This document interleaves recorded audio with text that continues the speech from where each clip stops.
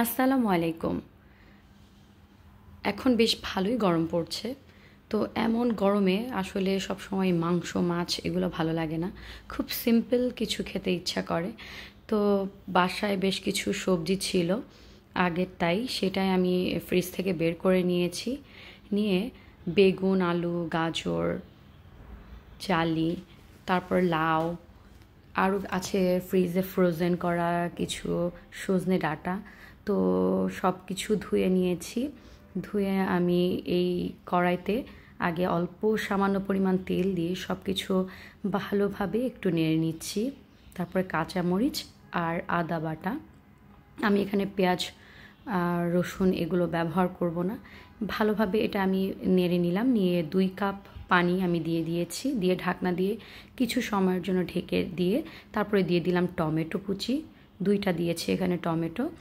তো এটা আমি একটু সেদ্ধ হয়ে এলে আমি ওটা সরিয়ে রাখছি আলাদা সাইডে। এবার আরেকটা পাত্র নিয়ে নিয়েছি যেটাতে আমি মেন আরও এটার বাগার দিব। তো কড়াইটা ভালোভাবে গরম হয়ে আসলে একটু সরিষার তেল দিয়ে দিয়েছি, খুবই সামান্য 1-2 টেবিল চামচ মতো। আমি চেষ্টা করেছি মশলা আর পরিমাণে তেলটা কম দেওয়ার, তো সেভাবেই রান্না করছি।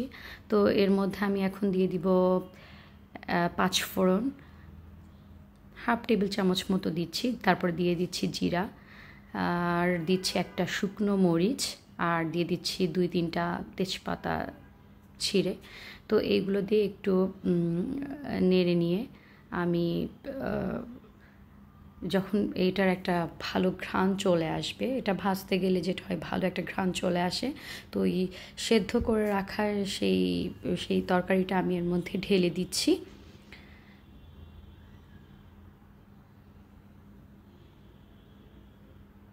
সেই সাথে দিয়ে দিচ্ছি হাফ চা চামচ মতো চিনি। এটা তরকারি আসলে মিষ্টি করবে না, স্বাদটা বাড়িয়ে দিবে। আর হলুদ গুঁড়ো দিয়ে দিচ্ছি হাফ টেবিল চামচ মতো, দিয়ে এবার ভালোভাবে আমি তরকারিটা নেড়ে দিচ্ছি। এমন সবজি আসলে গরমে খুব ভালোই লাগে খেতে।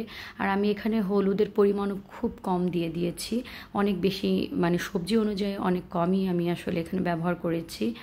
তো এটা একটু হালকা ঢেকে ঢেকে তারপরে আমি সবজিটা করছি। আর এই ধরনের সবজি দিয়ে ভাত খেতে খুবই মজা লাগে। সবসময় মাছ মাংস ভালো লাগে না। আর সবজিটা দেখলাম একটু ভেঙে যে ঠিক আছে কি না, তো দেখলাম যে না, ঠিকঠাক আছে। তো আমি আর একটু সফট হওয়ার জন্য ঢেকে দিয়েছিলাম, দিয়ে আমি সবজিটা আবার একটু দিয়ে দেখে নিলাম। তারপরে এবার ভাজা জিরে গুঁড়ো করেছিলাম সেটাই আমি এর মধ্যে কিছুটা ছড়িয়ে দিয়েছি। উফ, যা সুন্দর ঘ্রাণ আসছিল, আর খেতে লেগেছে সেই মজা।